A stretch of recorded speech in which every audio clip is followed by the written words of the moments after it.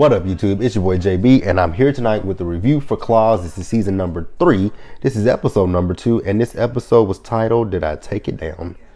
I probably did not. Yes, I did. Muscle and Soul. So without further ado, you guys, we're just going to go ahead and jump right into tonight's episode because it was actually a really good episode. So stick around. Alright, so we see the girls, they back at the old shop. What is the name of that shop, by the way? But, so Desna is telling, all the girls, like, so how we going to work this out is I want someone always at the casino so that, Mac and Melba are not there, coming up with any kind of bullshit. So they're like, cool, we all finna work at a casino, with the exception of you, Virginia. You gonna work here at the nail shop. She's like, what? But yeah.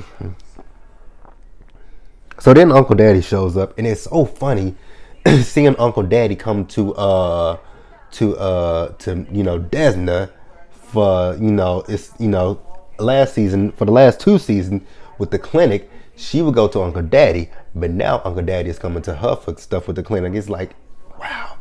And Toby's there with him, and Toby is not happy to see that. I'm like, oh my God, Toby, let it go. Your boyfriend got played. Let that shit go. Chalk it up as a, just chalk that shit up as a loss and let that shit go. So then, Roller shows up, and, Uncle Daddy trying to talk to him. He's like, until you want to tell me the truth about what happened to my parents, you ain't shit to me.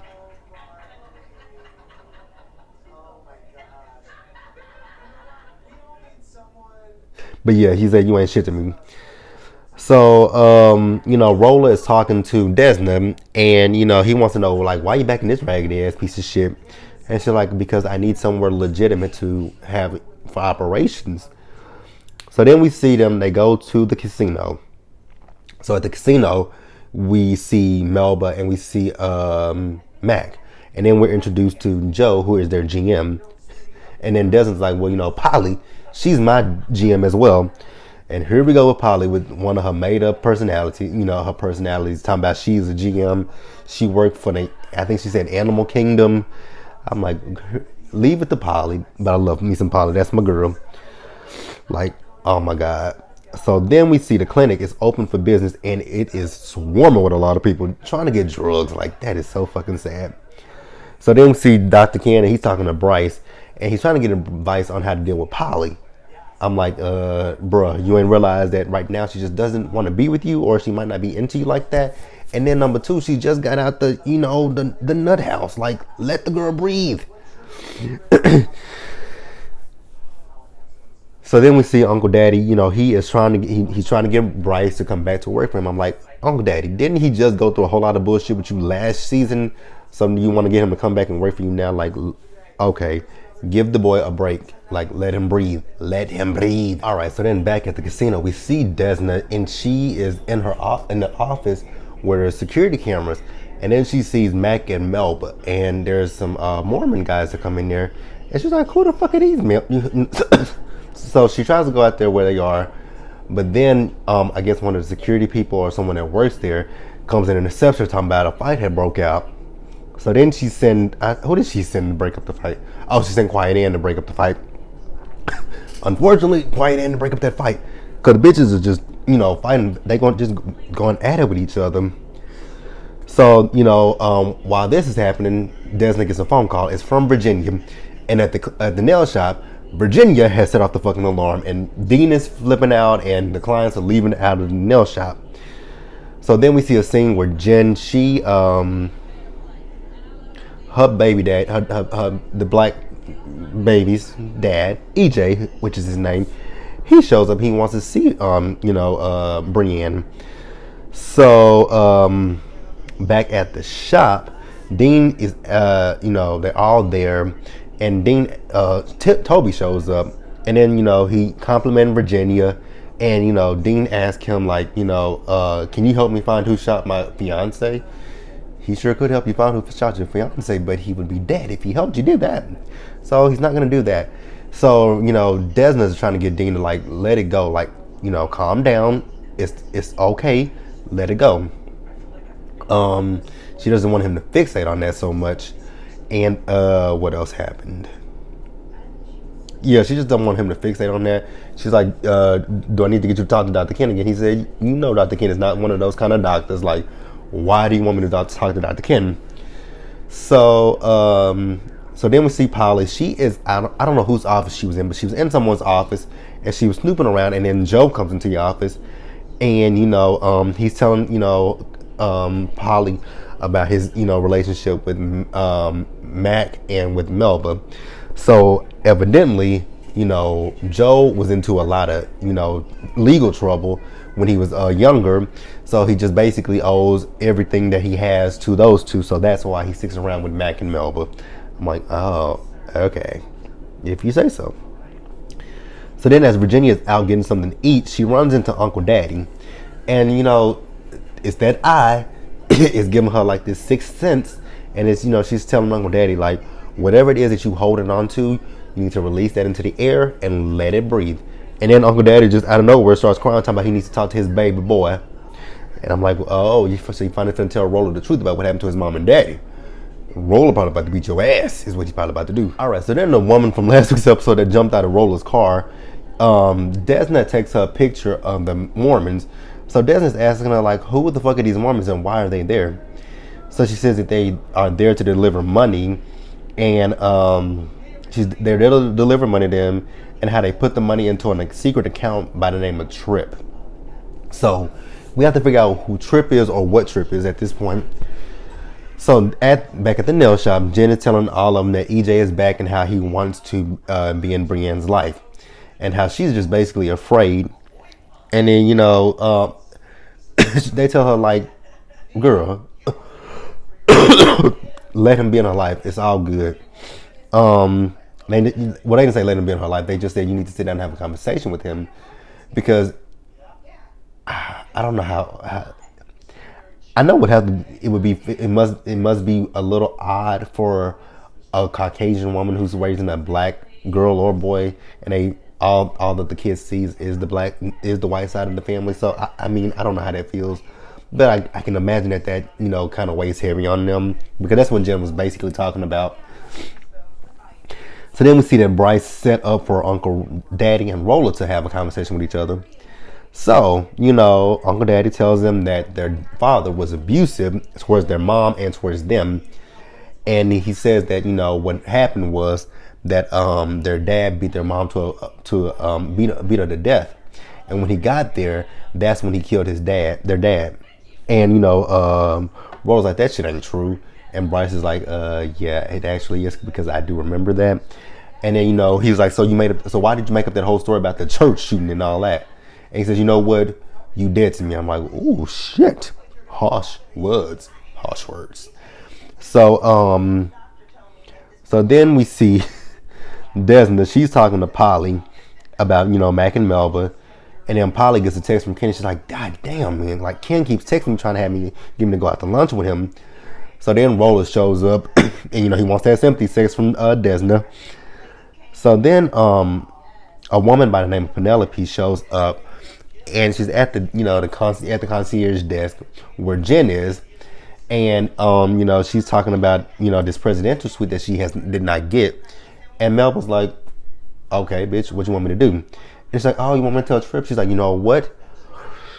She takes a hit of oxygen, and she's like, you know what? Let's go up. So Melba takes her up to the room. So then So Jen calls Desna, and she's telling Desna what's going on, but Desna over getting her back broke out by a Roller. So then we see Desna and Jen, they talk to Penelope, and we can overhear a conversation that we could overhear a conversation where she was telling someone that she was pregnant, and then she tells Desna and Jen that she wants $500,000 and tell Melvin and Mac that that's what she wants. So then we do see Polly. Polly goes to lunch with Dr. Ken, and Bryce texts him and tells him, don't be too thirsty. So he tells him, like, I want you to also Potomac's gonna be off for 2 on the 3rd. Okay, cool.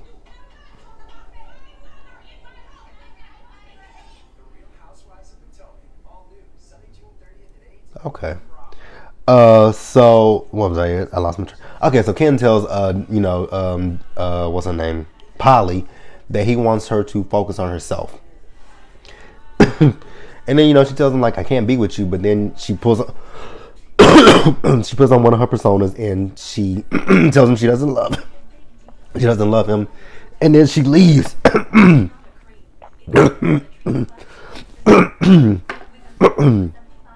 Huh. All right, so then we see Jen, her and Brienne are at a store, and Brienne wants a doll, and she's like, "Mommy," she's like, "Baby, did you get what you want?" She's like, "They don't have a black doll," and then she's like, "Do y'all got a?" Oh shit, excuse me. She's like, "Do y'all got one of the 99-cent black dolls?" I'm like, "Really, Jen? A 99-cent black doll? Those dolls tear apart easily." But she's like, "Nope, we got black trash bags, we got black this, we got black." She said a black doll, not a trash bag, not a mop, not a black nothing. She said a black doll, DOLL, doll, Barbie. But so then Jen starts seeing Brienne as a teenager and how Brienne is somehow she's tired of eating her grandma's sweet potato pie.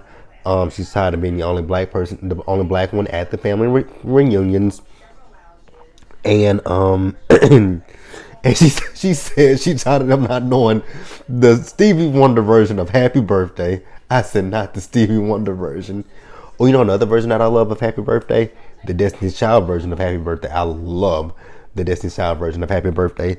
Like back in my hometown, on your birthday, the radio station, they would play two versions of Happy Birthday. One was a horrible ass Happy Birthday version. It was like almost a country thing. Happy birthday, like it was something like that. And then they would play the Destiny Child version. And one year for my birthday is in the summer, and my mama and I, you know what? She planned that. She did plan that. I just thought about it because my birthday is in July. And they would play the birthday song like early in the morning, like about 8 o'clock in the morning, and they would call out everybody's name. And one year she called the radio station and she gave a birthday shout out to me, and I was like, oh, and she knew how much I loved Destiny. She knew how much I loved Destiny Child. Destiny Child was my favorite group back in when I was a kid.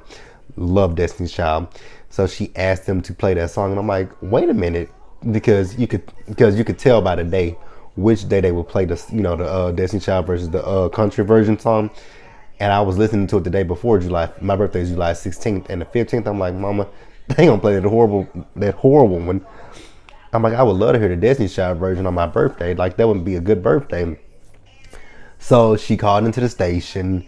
She gave her birthday shout out for me, and she requested that they play that Destiny Child version. Which that's one of my fond memories of my birthday. Like, I have so many fond memories of my birthday from my mom, but that hands down is one of the best memories of her I have. So yeah. So then we see Desna. She's talking to Penelope again, and she asks her like, who is Trip? She's like, girl, you work for him, don't you? Like, don't you know who Trip is? And then, as she was getting ready to say something, she gets another phone call from Virginia. And then the security guard shows up. And she's like, y'all need to figure out how to do this shit for y'allself. Like, god damn. So then, we see Mac and Melba and Joe. They talking. And they saying, and she's like, and she looks around and Penelope's gone. And I'm like, she's like, shit. So then she has somebody she has somebody look at the video surveillance and read Mac and Melba's lips. And she said, well, basically all they said was, whoever they're giving the check to, she's not gonna be able to cash that check. And I'm like, ah, shit, they are crazy. They're about crazier than Zlata was. So then we see Jen and she meets with EJ. And, basically she's telling EJ that they have to ease into him being around Brienne. And he's like, what the fuck? Like, I'm her daddy, you her mama. Like, I have equal rights just like you. And I'm like, so he wants temporary custody. Well, not temporary. What is it? I don't know much about custody when it comes to kids. It's primary custody. I know it's primary, and I think it's shared custody or something like that. So he wants shared custody with her, but Jen wants him to ease into it. He's like, hell no. I know my rights. I learned this shit in prison. She's like, oh hell, this motherfucker. So then we see Polly. She's once again snooping in the office, and who catches her? None other than Joe. So then we see this creepy ass painting of Melba and Mac, and I'm like, why are they naked? And Joe said he painted. I'm like, why would you want to do that? Scar yourself, huh? Okay. So then he opens the safe, and did he pull out a sex toy? Because she was talking about, is that a dildo? And then she's talking about how her grandfather made the dildo. I'm like, oh my God, Polly. What the fuck? But then she looks around the office, and she sees a photo, and it has a message from Trip on there. So she's figured out who Trip is. So then we see Bryce and Jen. They go over there where EJ is, and EJ goats Bryce into fighting him. And when he does, he has somebody that's with him recording. He's like, you got that? He's like, yep, got it all. He's like, yeah, that'll be good in court. I'm like, oh shoot, here we go with that. So then, we see Polly. She's with Des and them, and she's telling them that she knows who Trip is. Trip is the governor. And they like, Quiet Anna's like, no, his name is not Trip. She said he's a third. So Trip the third. He's a third. So that's where Trip comes from. So the talking about how they need to protect Penelope, and we see Quiet Anna, and she's oiling up these girls for this muscle competition. And then Joe was telling Melba and Mac that he caught Polly, creeping around in the office, and she's like, that's why we don't need them here. They're gonna eventually find out that the tribe is fake. I'm like, oh, okay. So then Desmond tells Penelope that they are trying to kill her, and Penelope's like, but they gave me money. She's like, bitch, you're not gonna be able to cash that fucking check. Like, the fuck? So then the competition gets underway, and Desmond goes to announce who the winner is, and the winner was Penelope, but there was no Penelope. And the reason why there was no Penelope is because Quiet Ann has taken Penelope to her aunt's house so that she can be safe. So then, back at the clinic, we see Uncle Daddy. And Uncle Daddy is a changed man at this point. Instead of, giving the pills to everybody that comes into the fucking clinic, he just wants to give it to the ones who desperately need it, and the ones who don't, get them actual rehab to kick their habits. I'm like, okay, Uncle Daddy's trying to change. That is interesting. So then we see Roller. He's talking to Desna again, and he is really, really trying to get back with Desna, but Desna's just afraid. She's like, every time she gets with somebody, something bad fucking happens. So she's just kind of leery at this point. And he says, I've changed. She's like, okay, if you've changed, prove it to me, and we'll go from there. So then the last scene of the episode, I think this was the last scene of the episode, but we saw Joe. He found Penelope, and he killed Penelope. I'm like, fuck. How did he find her? Like, Quiet Ann is really good at what she does. So how did he end up finding where she was? The aunt. It must have been her aunt that did it. But you guys, that was Claus. Like the video, leave your comments, subscribe to the channel, and I will see you guys later.